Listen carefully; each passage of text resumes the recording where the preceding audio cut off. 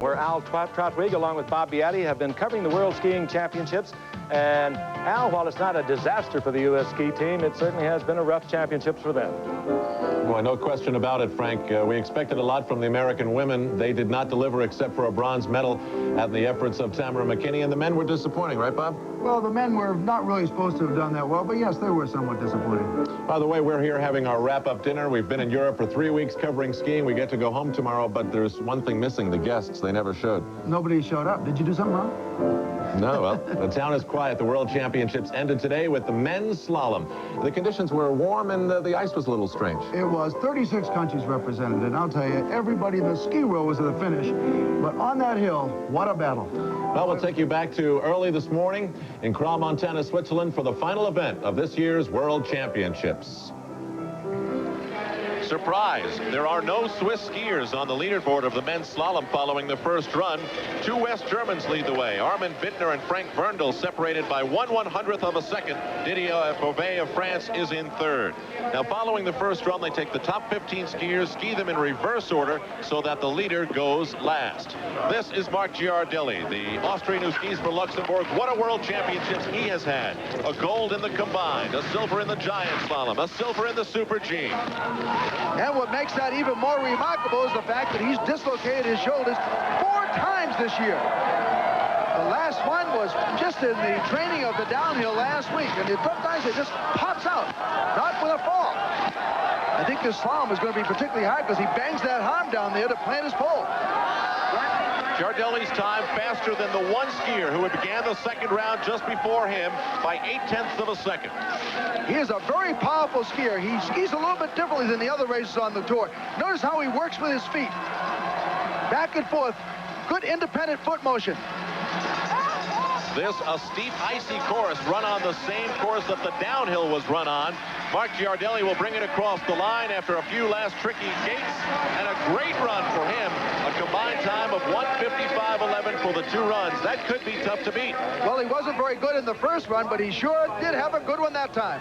We're in Kral, Montana in Switzerland for the 1987 World Alpine Skiing Championships. Ingemar Stenmark of Sweden has become one of the great figures in sport. But in 1980, he signed a piece of paper that may prevent him from skiing in the Olympics ever again. I think the problem is that I make contracts with companies and I get the money directly to me. Other skiers, they make the same contracts, the same money, I think, too. But they let the money go to their federation first, and then they get the money. It's no difference, but on the paper it's different. That piece of paper he signed 7 years ago is what allowed the money to go directly to him. Ingemar now lives in Monte Carlo to avoid those high Swedish taxes. And here he is entering the second run in 9th place, but only 47/100ths of a second behind the leader. And I really hope he makes the Olympic because he's really a legend in this sport. He's had 84 World Cup victories in slalom and giant slalom. Been the world champion in slalom 2 times. Been the Olympic champion in 1980. He is really something. He's not as fast as he used to be, but he's still pretty quick at the age of 30. The enthusiasm level of Stenmark is still the same for the sport. He's a little slower at the top than the best runner so far, Marc Giardelli, 35/100ths slower than him at the top. Stenmark told us a couple of days ago that he's had problems adjusting to these hinge gates that kind of bend right out of the way. He's used to those solid poles where you had to go around the gate. Now you go right through them. Stenmark may not be the great champion who won all 10 giant slaloms in 1979, but when this veteran comes down the course, all eyes are fixed upon it. Marc Giardelli looking at his time. His standing is safe. Stenmark's time 49/100ths slower than that of Giardelli. Number 11 is Guenther of Austria. He's only won 1 race. That was this year, but was a bronze medalist in the combined competition. That was the first men's event held at these World Championships. A lot of good young Austrians in slalom right now. They say that, you know, there were a lot of good athletes on the downhill team, but the slalom coach went and took all the good young ones. Now they don't have many good downhillers, but a lot of good slalomers. He better get on his skis. Very steep here. Almost got back up there. Check on the first intermediate time. The fastest being held by Marc Giardelli of Luxembourg, and Mater is more than a half a second behind that pace. And that's just about the time that he beat Giardelli in that first run. So they're dead even at the midway point. Some tricky gates down near the bottom of this course. Very tricky. This is not a very well set course. It's very jerky back and forth. It doesn't flow very easily. And with every skier down, it gets a little bit more icy. Guenther of Austria across the line. In first place, he made up a tremendous amount of time at the bottom to bypass Mark Giardelli. So the Austrians, who have had a disappointing world championship here in Crom, Montana, in a position to change all that with Guenther. We are in an area of Switzerland known as the Valais, which can provide some interesting explorations. Travel through this door and down these steps to a mysterious attraction of the Valais. This is the underground lake of Saint-Léonard. The underground lake of Saint-Léonard lies 200 feet below the vineyards, 15 feet deep, 3 football fields long. Its waters come from an unknown source. Its walls are lined with fissures and crevices of quartz and granite.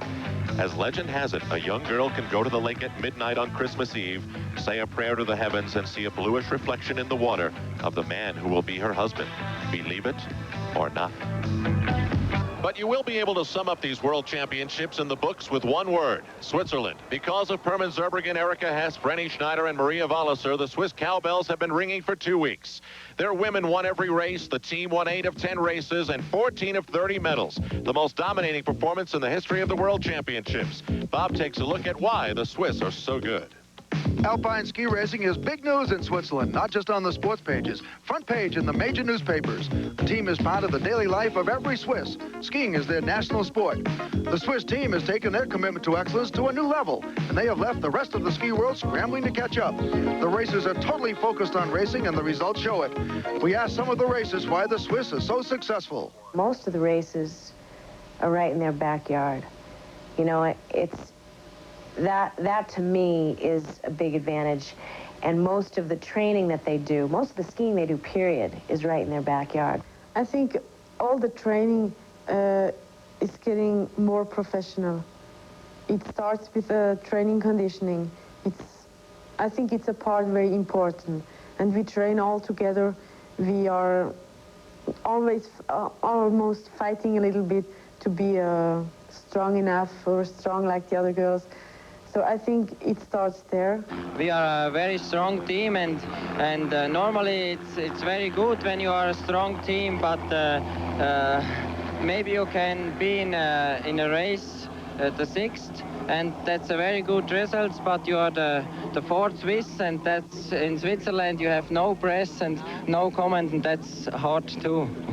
And there are probably a dozen more who can place well here but can't make the Swiss team. When the current crop retires, a new breed will be ready. For youngsters in Switzerland, ski racing is in their blood.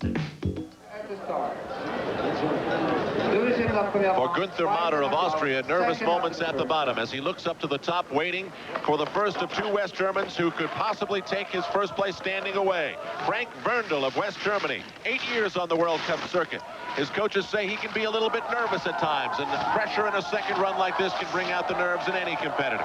Well, Woerndl has never been any kind of a factor on the world ski circuit, but all of a sudden this year he started to ski well. A lot of people say it's because the German program has gotten so much better. They're very well organized, they're very good shape physically, and they've trained hard technically. And he's having a good run on the top part of the course. Up until a few minutes ago, I'm sure Woerndl was worrying about Bouvet of France, who skied just before him, but Bouvet had a disastrous run right in through here, and this is where Woerndl is looking so sharp. And the protective padding on his left wrist has come off. You can see it dangling there. The last view of the 65 gates, Woerndl brings it across, and there's a 1. He has taken the lead. He made up a lot of time on the bottom. Frank Woerndl has taken the lead from Guenther of Austria. Maybe this veteran is finally having his moment. His teammate and the first round leader is still to come. Armond Bittner in this battle of West Germans in Crom, Montana. As you look around you in Switzerland, you're never quite sure which views are real and what is a postcard on a rack. Having a great time, weather is beautiful, wish you were here. Championship of men's slalom will come down to fractional ticks of the clock. This is Armond Bittner of West Germany. He led after the first run by 1/100th of a second. So all he has to do is tie the time of Frank Woerndl, his teammate, and he will be the gold medalist from West Germany. Well, we've said a little bit about that German program. They've had some psychological help, motivational help, they call it. He's a corporal in the Army. He left home so he could get more skiing. That's what the Army allowed him to do. He's only 22 years of age. This is his first year on the circuit with good results. And you know that those two Germans, as they stood in the start house, knew that a West German had never won a gold medal in slalom. His time looks pretty good. Okay, but Woerndl was only 1/100th of a second behind. So if Bittner's going to win this gold medal from his countrymen, he's going to really have to pour it on down here. Woerndl's time looks pretty good to me. Doesn't look like Bittner's attacking enough, not turning that well down through this bottom part. Will it be Bittner or Woerndl? It will be Woerndl, the world champion of slalom skiing. For the first time, a West German has won the gold.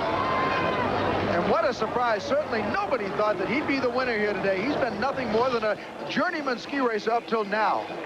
Frank Woerndl claims the gold for West Germany. Guenther of Austria, the silver. And Armond Bittner just misses there, getting the bronze, finishing third. Felix Mcgrath of the United States sprained his ankle playing volleyball 4 days ago. But as you see, he skied well enough to finish 10th.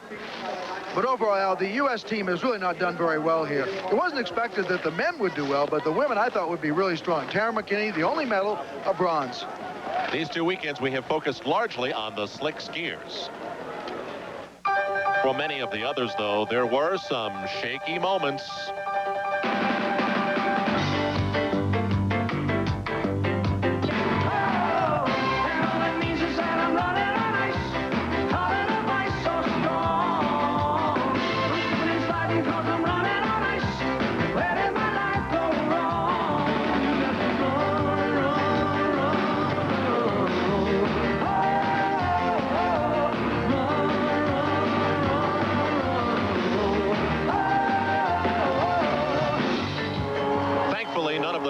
Were seriously hurt. The next World Championships will be held in Vail and Beaver Creek, Colorado in 1989. The skiers of the world and ABC's Wide World of Sports will be there. For now, though, the Swiss have left no room for debate. They have more talent, they are better trained, they have more depth, they have more medals. They are, in 1987, the class of skiing.